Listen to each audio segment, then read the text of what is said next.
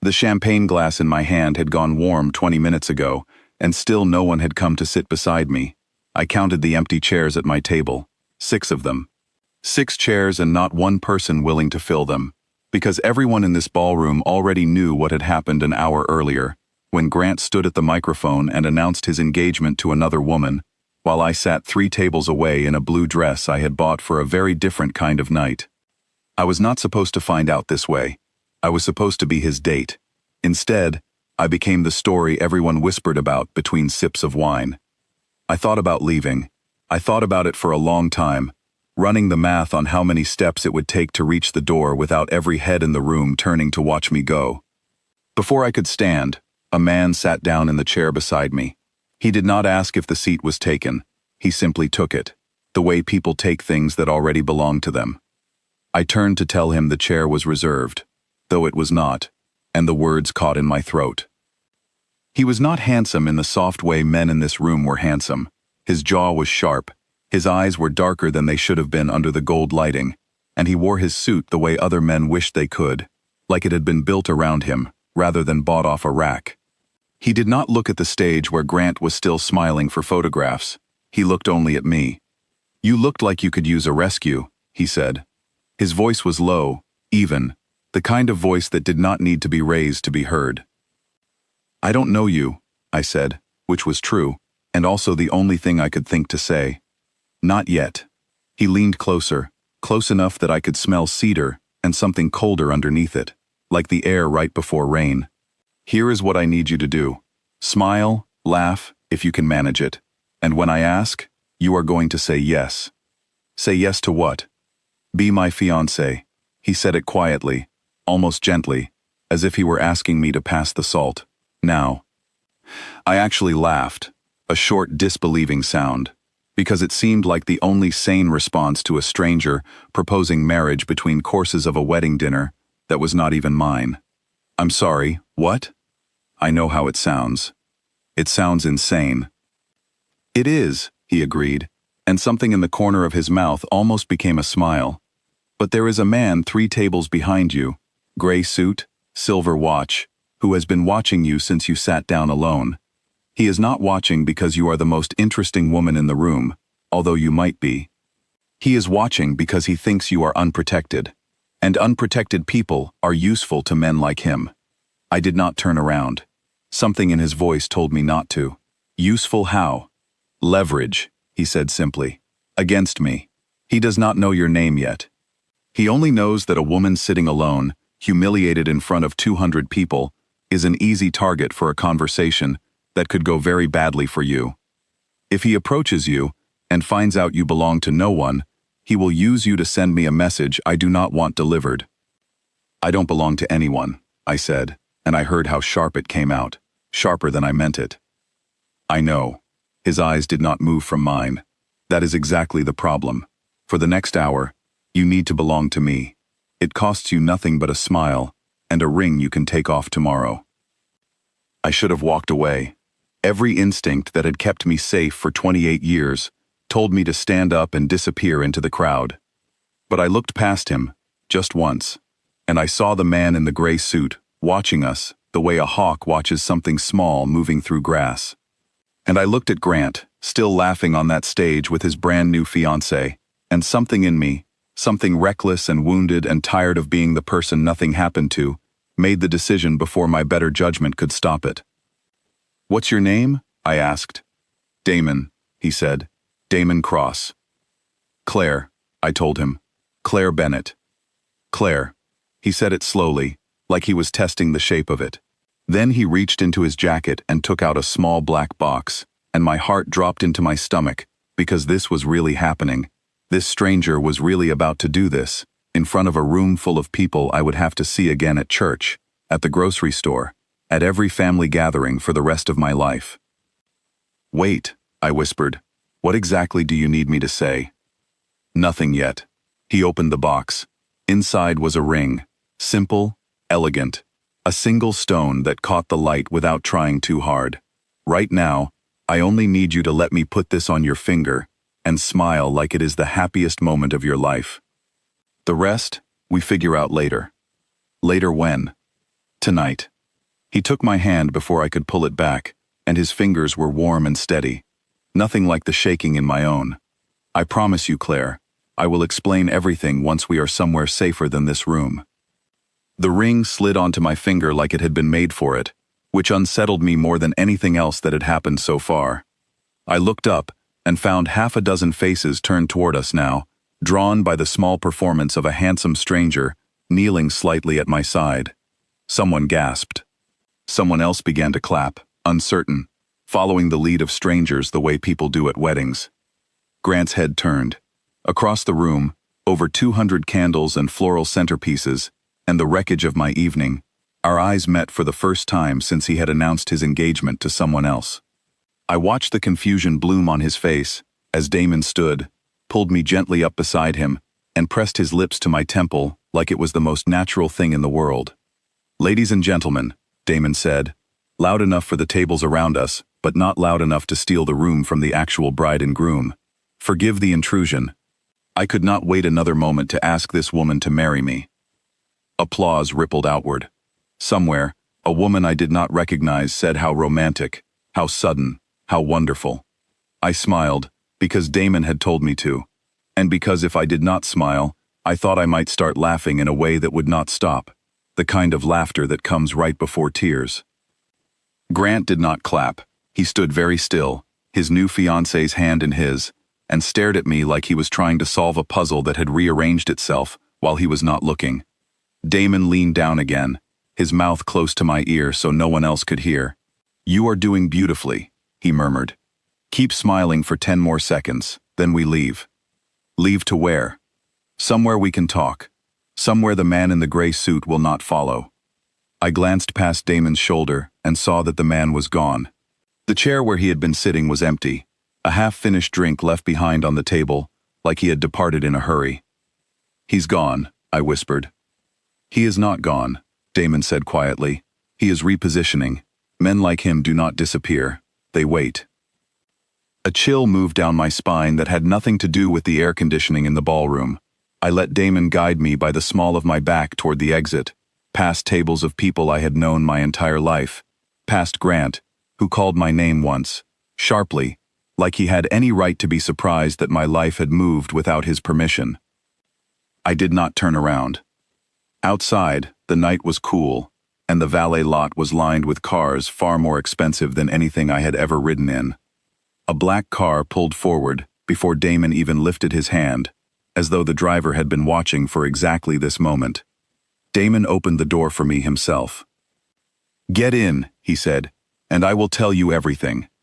I stood on the curb for one more second, the ring cold and unfamiliar on my finger, my heart pounding out a rhythm that felt more like fear than excitement, though I was no longer entirely sure I could tell the two apart. Behind me, through the tall windows of the ballroom, I could still see Grant standing frozen at his own engagement party, staring at the door I was about to walk through. I got in the car. The door closed behind me with a soft, expensive click, sealing out the noise of the party, the whispers, the version of my life I had walked in with an hour earlier. Damon slid in beside me, and the car pulled away from the curb smoothly, like it had been waiting all night for exactly this moment to leave. "You're shaking," he said, not unkindly. "I just got engaged to a stranger to escape a man in a gray suit I never even spoke to," I said. "I think I'm allowed to shake." "You're allowed," he agreed. He studied me for a moment in the passing streetlights, his expression unreadable. "But you handled it better than most people would have. Better than most people I have tested, if I am honest." "Tested?" The word landed strangely. "What does that mean?" He did not answer right away.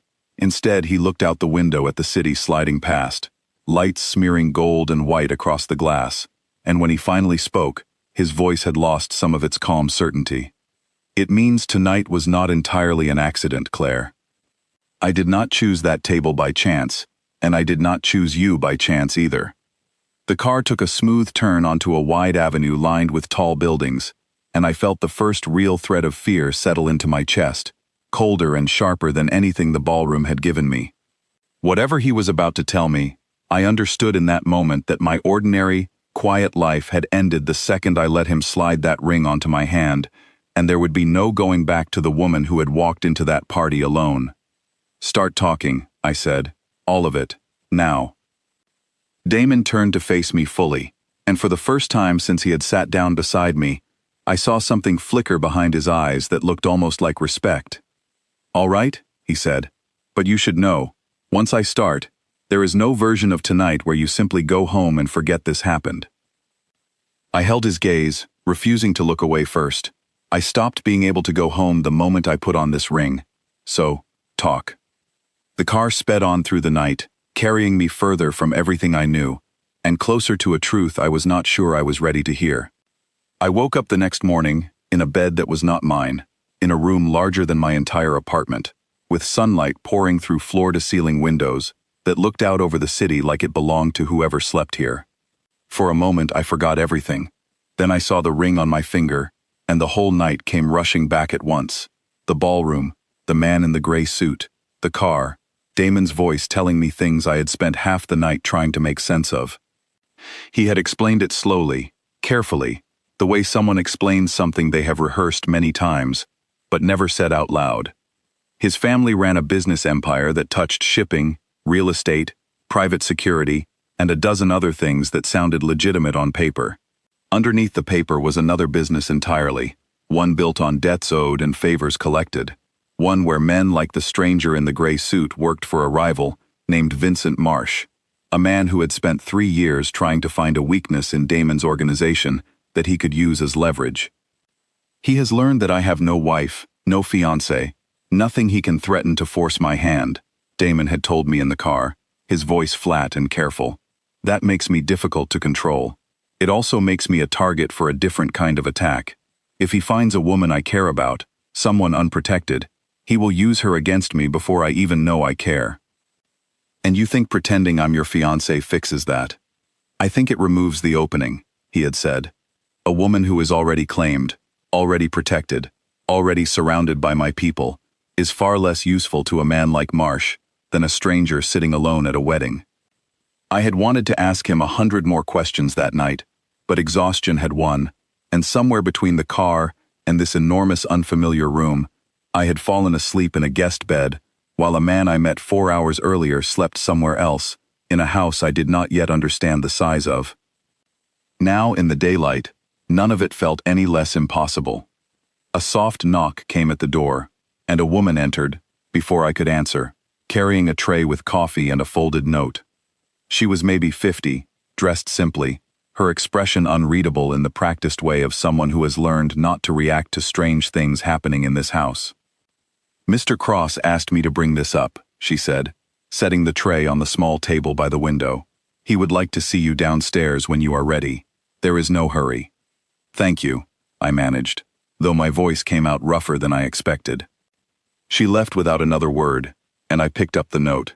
His handwriting was neat, controlled, nothing like I would have guessed from a man who had proposed to a stranger over dinner. "Claire, take your time. There is clothing in the closet that should fit you, and coffee that is far better than anything they served last night. When you are ready, come find me. We have a great deal to discuss, and I would rather discuss it while you are not exhausted, and I am not lying to you by omission any longer than necessary." I read the note twice, caught on the phrase, "lying to you by omission," and felt my stomach tighten. Whatever he had told me last night had not been the whole truth. I dressed quickly in clothes that fit almost too well, as if someone had guessed my size with unsettling accuracy, and went to find him. He was in a room that looked like a study crossed with a war room, papers spread across a long table, 2 men in dark suits standing near the door who straightened slightly when I entered. Damon looked up from whatever he had been reading, and something in his face eased, just slightly, at the sight of me. "You slept," he said. "Barely." I crossed my arms. "You said there was more to discuss." He nodded to the men by the door, and they left without a word, closing it behind them. Once we were alone, he gestured to the chair across from him, and I sat, though I kept my spine straight, unwilling to let myself relax into whatever comfort this house was designed to offer. "Here is how this needs to work," he said. "For the next several weeks, you will be seen publicly as my fiancé. Events, dinners, anything where Marsh's people are likely to be watching. In exchange, You will be paid, generously, and you will be protected the entire time, both from Marsh and from any consequences at home that this arrangement might create for you." "Consequences like what?" "Grant," he said simply, "I assume there will be talk. People will ask questions. I can make sure none of it touches you in a way you cannot control." Hearing Grant's name from his mouth, so casually, so certainly, unsettled me more than I expected. "You knew about him before last night." "I make it my business to know things," he said, without apology. "I knew you would be at that wedding. I knew your seat would be near enough to the stage that his announcement would be impossible to escape gracefully. I did not know exactly how the evening would unfold, but I knew there would be an opportunity, and I decided to take it. So I was a target," I said slowly, anger rising under the words. "Not a coincidence. You picked me because I was already going to be humiliated." "I picked you," he said, holding my gaze, "because a woman who has just been publicly humiliated and still holds her head up, still keeps her composure in front of 200 people who expect her to fall apart, is exactly the kind of person who can survive what I am asking of you. I did not create your situation, Claire. Grant did that on his own. I only recognized what it made possible. I wanted to be angrier than I was. I wanted to stand up and walk out of this house and never think about Damon Cross again. But there was something in the way he said it, plain and unflinching, that kept me in the chair. He was not pretending this was romantic. He was not pretending it was anything other than exactly what it was, a transaction between two people who each needed something the other could provide. "What do I get out of this?" I asked, "besides money and protection from a man I've never met?" "A new life, if you want one," he said. "When this is finished, you walk away with enough to leave your old one behind entirely, if that is what you choose. New city. New start. No one asking why the woman from the wedding disappeared." It was tempting in a way I did not want to admit out loud. My old life had not been so wonderful that the idea of leaving it behind felt like a loss. Still, I needed to know more before I agreed to anything permanent. "And if I say no, right now, today, then I will have someone drive you home safely, and you will never hear from me again," he said. "I do not force people into arrangements, Claire. It would defeat the purpose. Marsh needs to believe this is real. That only works if you choose it." I studied his face for a long moment, looking for the lie, the trick, the hidden cost he had not mentioned yet. I did not find one, though I suspected that only meant he was very good at hiding things, not that there was nothing left to hide. "Fine," I said finally. "I'll do it. But I want rules." Something shifted in his expression, close to approval. "Name them." "I want to know everything relevant to my safety before it happens, not after. I want out, whenever I decide I'm out. No negotiation. And I want you to stop deciding things about my life without asking me first." "Agreed," he said, without hesitation, which surprised me more than if he had argued. "Anything else?" "Yes," I said. "Tell me about Vincent Marsh. All of it, right now." Damon leaned back in his chair, studying me the way someone studies an opponent who has just made a move they did not anticipate. Then, slowly, he began to talk, and for the next hour, he told me things about his world that I would spend the following weeks wishing I could forget, and knowing, somehow, that I never would. Our first public appearance together came 3 days later, a charity dinner hosted by a hotel downtown, the kind of event where every table cost more than my monthly rent, and every guest seemed to know exactly who mattered in the room and who did not. Damon walked me in with my hand resting on his arm, and I felt every eye in the ballroom shift toward us at once. "Smile," he murmured, so quietly only I could hear it. "You look like you are walking into an interrogation." "I feel like I am," I whispered back, and to my surprise, he almost laughed, a low sound that seemed to catch him off guard as much as it did me.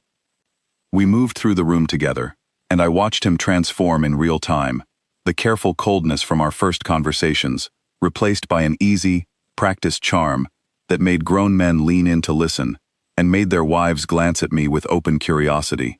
I had expected to feel like an accessory on his arm, decoration for a performance that had nothing to do with me. Instead, I found myself pulled into conversations, asked real questions, given real attention, and I answered honestly wherever I could, because lying convincingly required more energy than I had reserves for. "You handled Mrs. Whitfield beautifully," Damon said later, as we stood near the edge of the room with 2 glasses of champagne neither of us intended to finish. "She has ended 3 engagements before they reached the altar, just by asking the wrong questions at dinner." "She asked me where we met," I said. I told her the truth. "A wedding." "You left out several important details." "I left out the part where you basically ambushed me," I said. And this time he did laugh, quiet and real, and something in my chest loosened slightly at the sound of it. The ease between us lasted until a man crossed the room toward us, moving with unhurried confidence. His suit, as expensive as anything else in the building, his smile too practiced to be sincere. Damon's hand found the small of my back, and I felt his entire body shift, subtly, into something more alert. "Damon," the man said warmly, extending a hand. "I heard the rumors, but I did not believe them until now." "Vincent," Damon said, and though his voice remained pleasant, I heard the edge underneath it, sharp as a blade wrapped in silk. "I did not expect to see you here. I go where interesting things are happening." Vincent Marsh turned his attention to me, and his eyes moved over my face with an assessing coldness that made my skin prickle. "And you must be the fiancée everyone is talking about." "Claire," I said, offering my hand, because refusing felt more dangerous than accepting. He took it, his grip lingering a moment longer than necessary. "A pleasure, Claire. I do hope Damon is treating you well. He has a habit of putting people in difficult positions and calling it protection." "I feel very protected," I said evenly, holding his gaze without flinching, though my heart pounded hard enough that I was certain he could hear it. Something flickered behind Vincent's eyes, amusement or calculation, I could not tell which. "How reassuring," he said softly. "Enjoy the evening, both of you. I am sure we will be seeing a great deal more of each other." He walked away without waiting for a response, and I let out a breath I had not realized I was holding. Damon's hand tightened slightly against my back, guiding me toward a quieter corner of the room. "That went worse than I hoped," he said under his breath. "He knows this isn't real," I said. I could see it in his face. "He suspects," Damon corrected. "Suspecting and knowing are different things, and the gap between them is where we live now." He looked down at me, something unreadable in his expression. "You did well. Better than I expected, if I am honest." "You keep saying that," I said. "Better than expected. What did you expect?" "Someone who would fall apart the first time." Real danger looked her in the eye, he admitted. "You did not fall apart." "I wanted to," I said quietly. "I just didn't let it show." "That," Damon said, "is the only skill that matters in my world." Across the room, Vincent Marsh had stopped near the bar, and though he was speaking to someone else, his eyes found mine one more time, and he raised his glass slightly, in a gesture that felt less like a toast and more like a warning. I understood, in that moment, that whatever careful performance Damon and I had built together, Vincent Marsh had already begun looking for the seams where it might come apart, and I had a feeling he would not stop looking until he found them. 2 weeks passed, and the strangest part was how quickly strange things began to feel ordinary. I learned the names of the household staff, learned which chair in the study was mine, without anyone telling me so, learned that Damon took his coffee black and read 3 newspapers before anyone else in the house was awake.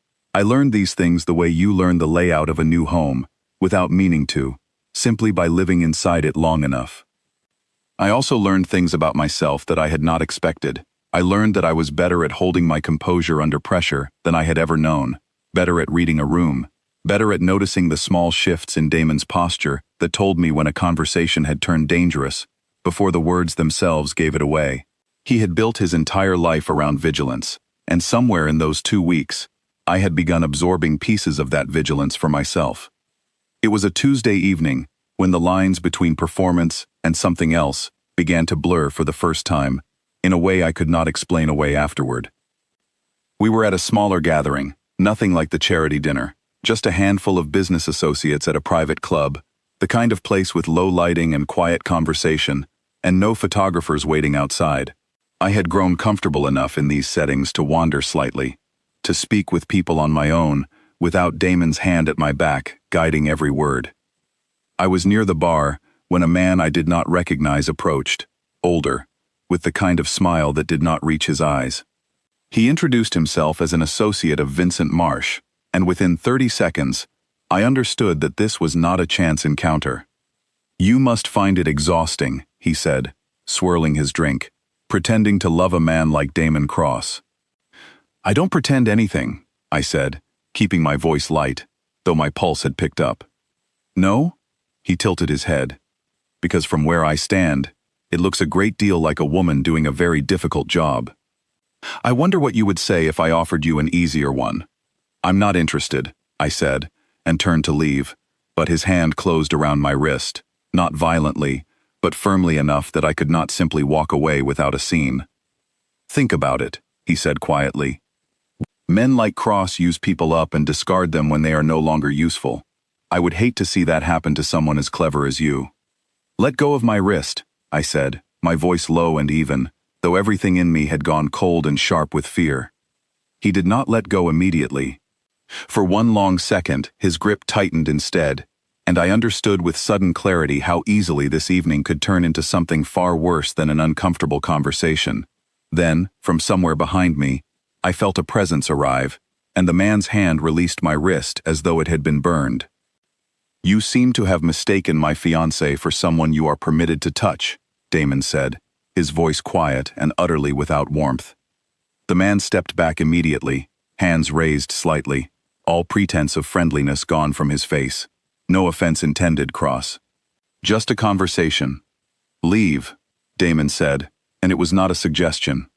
The man left without another word, disappearing into the crowd, and Damon turned to me, his hand finding my wrist gently, checking it, as though he could see through fabric, to whatever damage had been done underneath. "Are you hurt?" he asked, and his voice had lost the coldness entirely, replaced by something rawer that I had not heard from him before.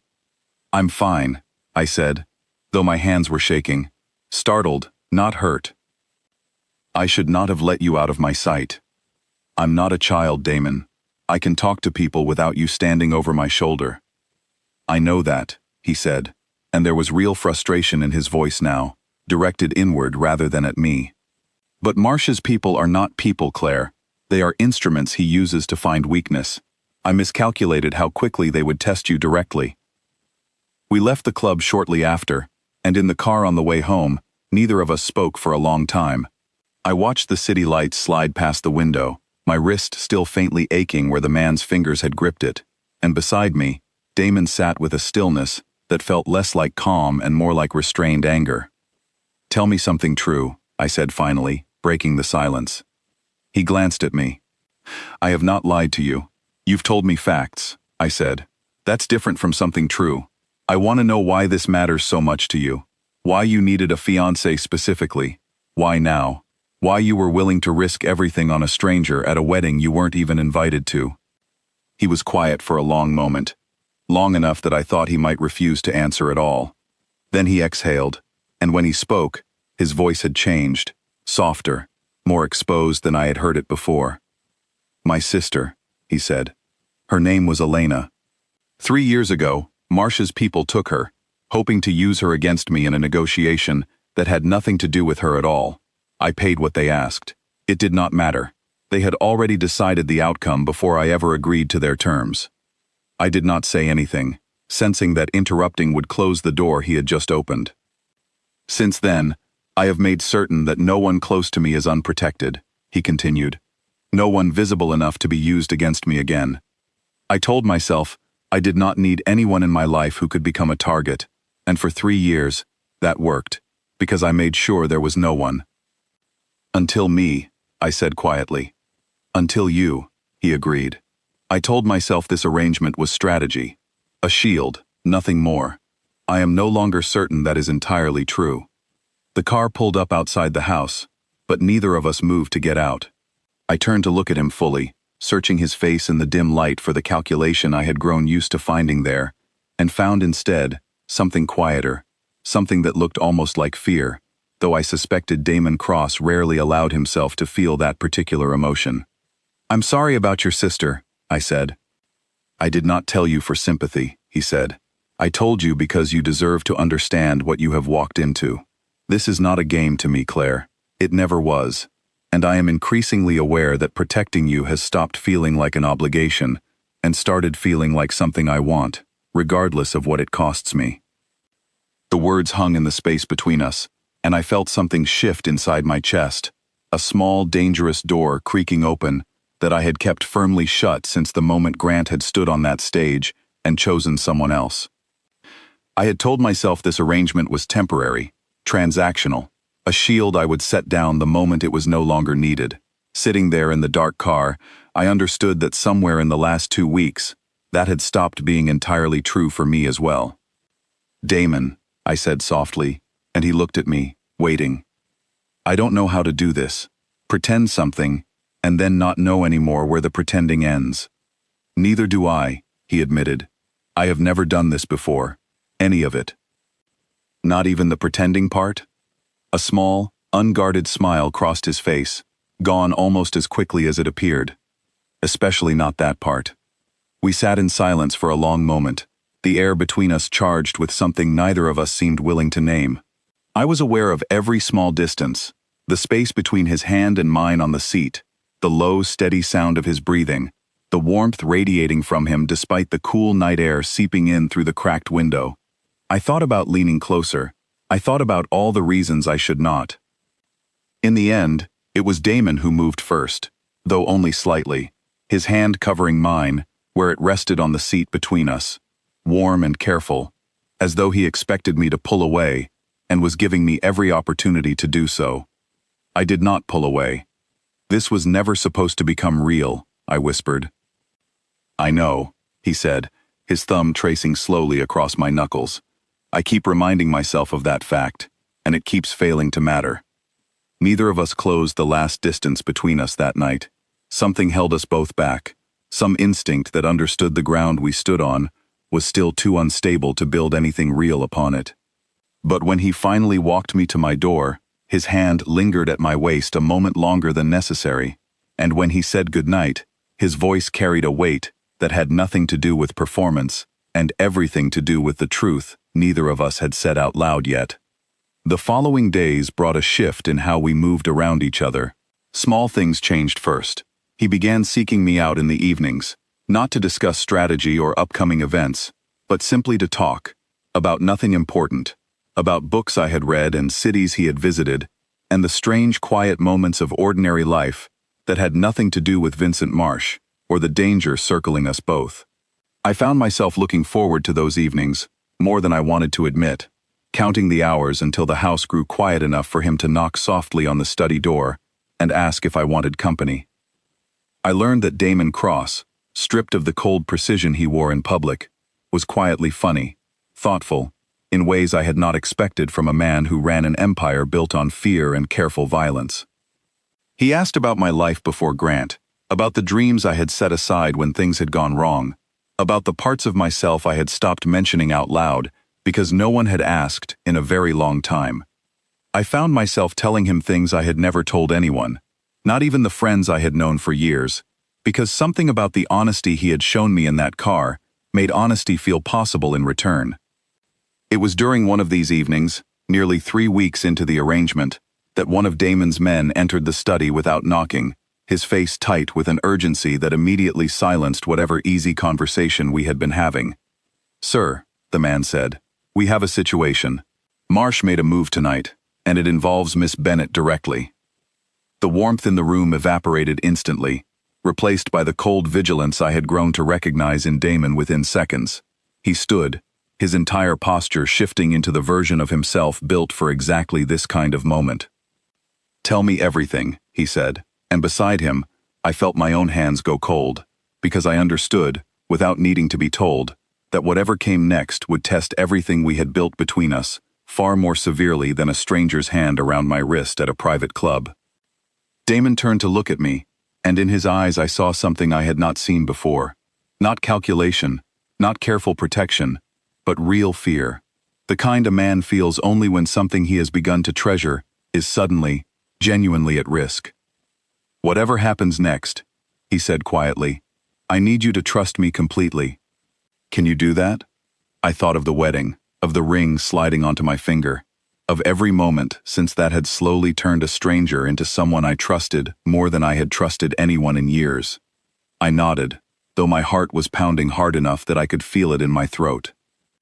"I trust you," I said, and watched his jaw tighten with something that looked almost like relief, before he turned back to his man and began issuing instructions in a voice that left no room for hesitation, preparing for whatever Vincent Marsh had just set into motion against us both. The situation, when Damon finally explained it to me, was worse than I had let myself imagine.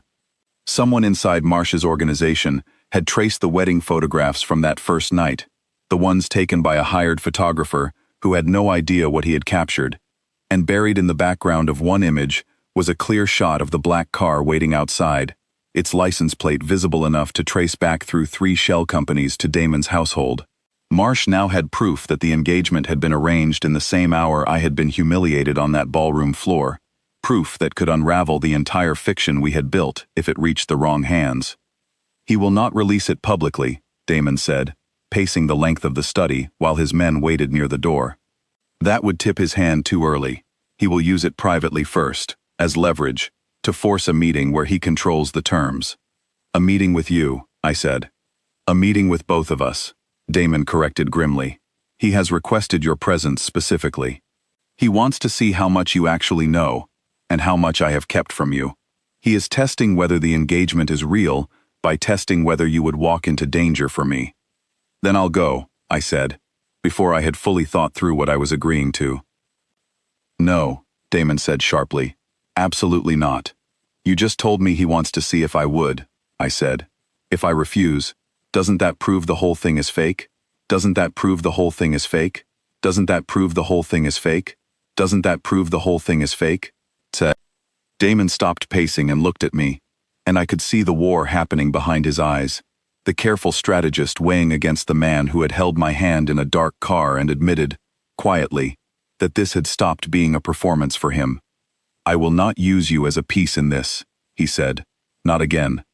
Not after what happened to Elena." "I'm not Elena," I said gently. "And I'm not asking your permission, Damon. I'm telling you what I've decided. If there's a way to protect what we've built, I want to be part of finding it, not sitting in this house waiting to hear whether you survived a meeting I could have helped you navigate."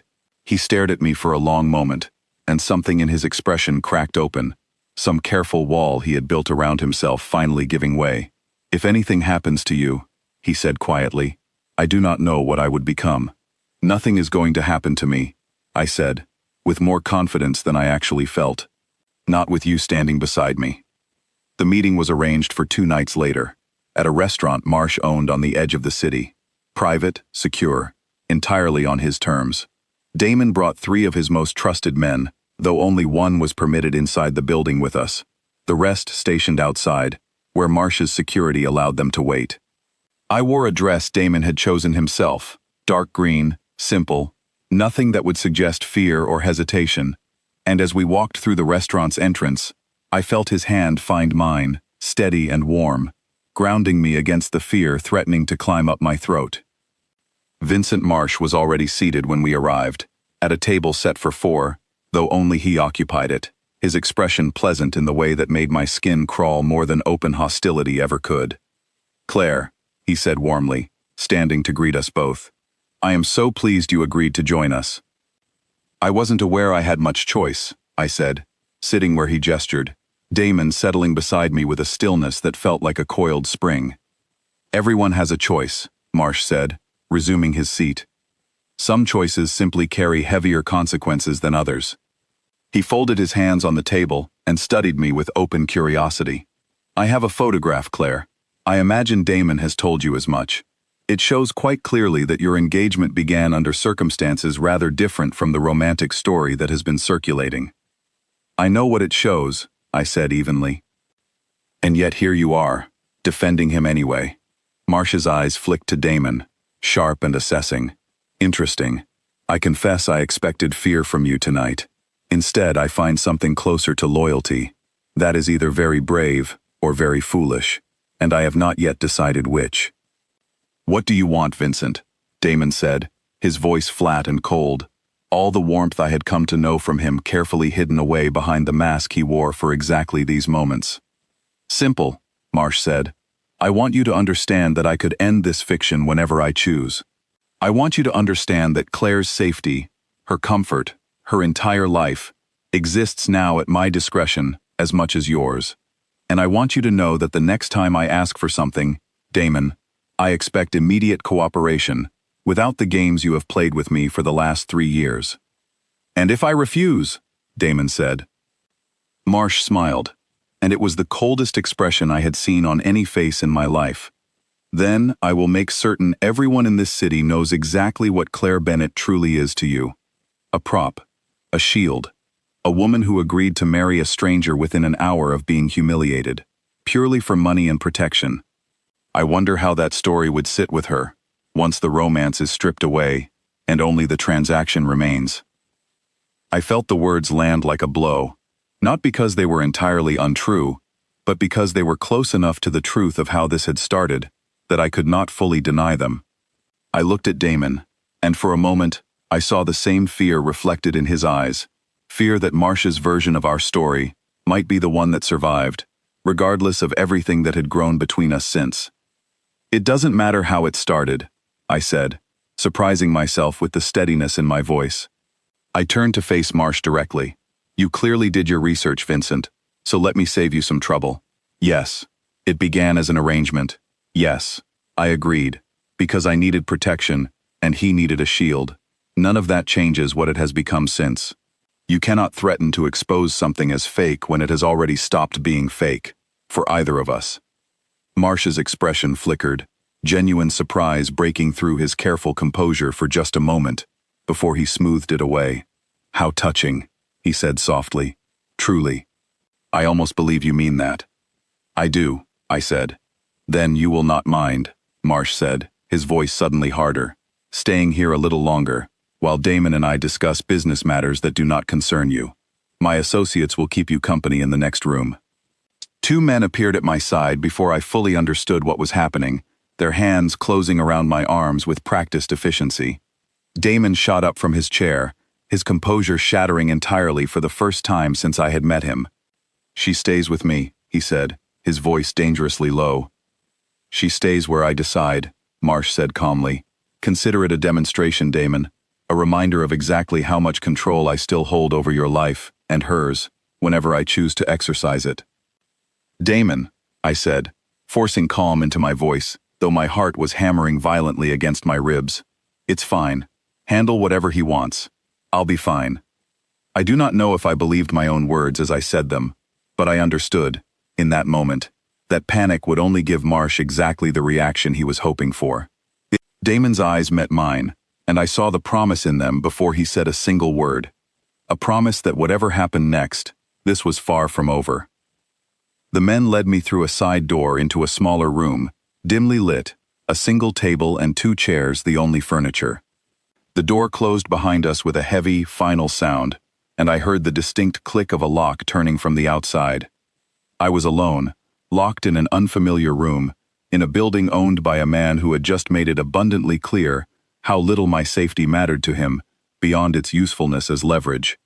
I thought of Damon in the other room, forced into whatever negotiation Marsh had planned, and I thought of the promise in his eyes before the door closed between us. I tried the handle anyway, though I already knew it would not move. Somewhere beyond these walls, I could hear the muffled sound of voices, too distant to make out words, rising once, sharply, before falling silent again. My pulse pounded in my ears as I pressed my palm flat against the cold door, straining to hear anything that might tell me whether the man on the other side of it was safe. Minutes passed like hours. I paced the small room, searching for anything useful, a window, a second door, anything that might offer a way out if the situation grew worse before help arrived. There was nothing, only 4 walls, a locked door, and the growing certainty that whatever Vincent Marsh intended tonight, it was far from finished.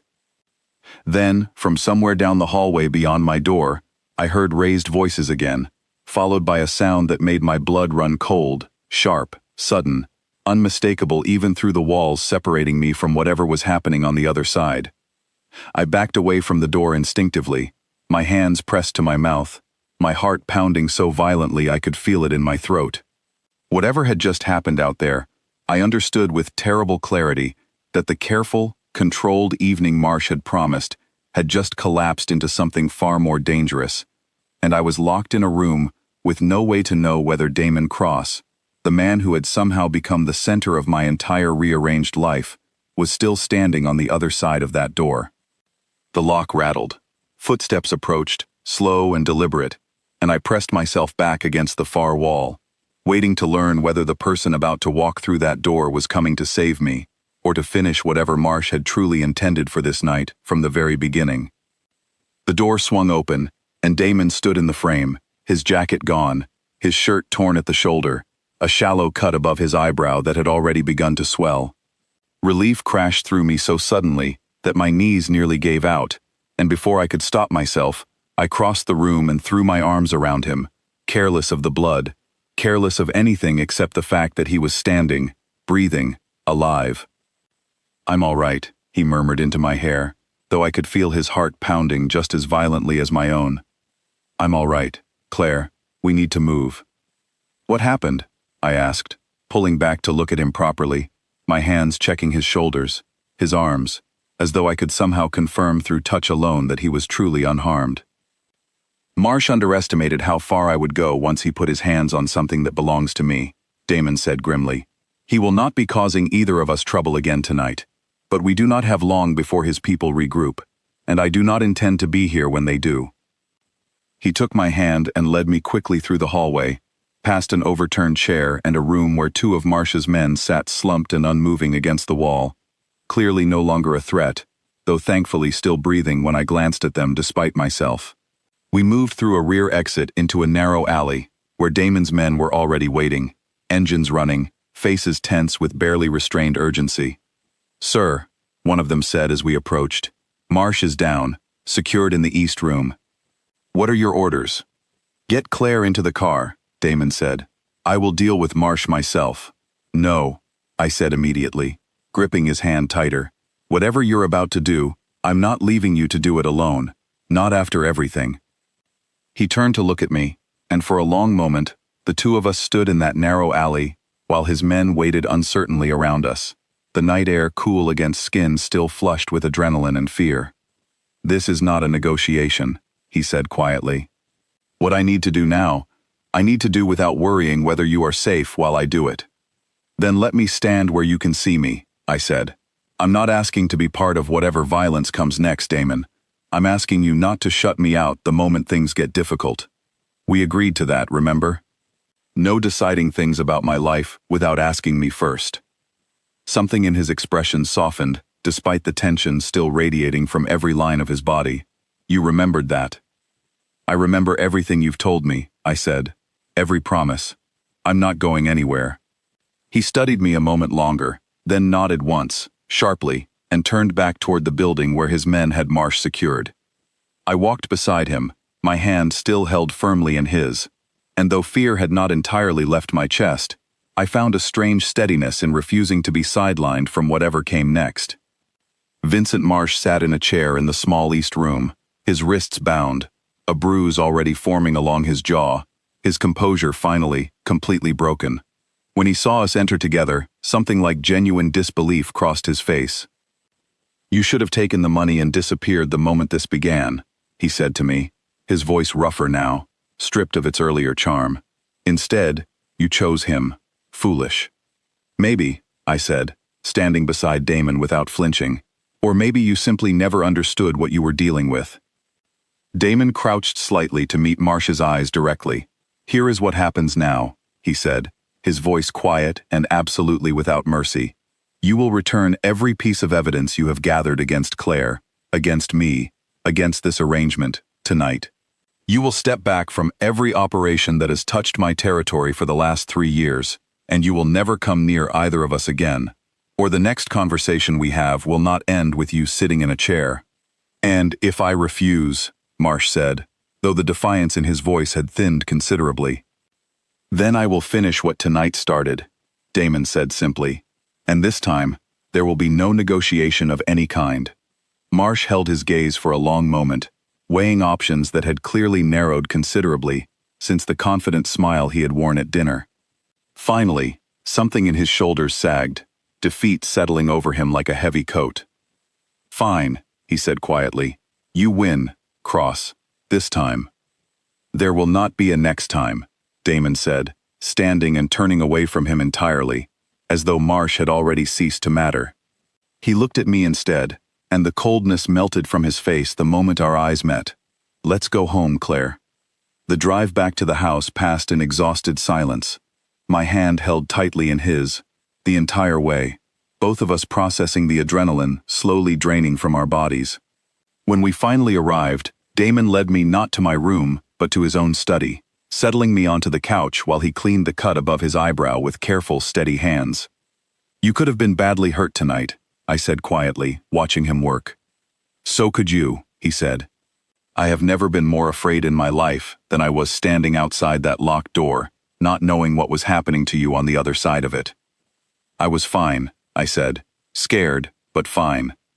"I know that now," he said, setting aside the small first aid kit and turning to face me fully. "But for those minutes, Claire, I understood something I had been avoiding since the wedding.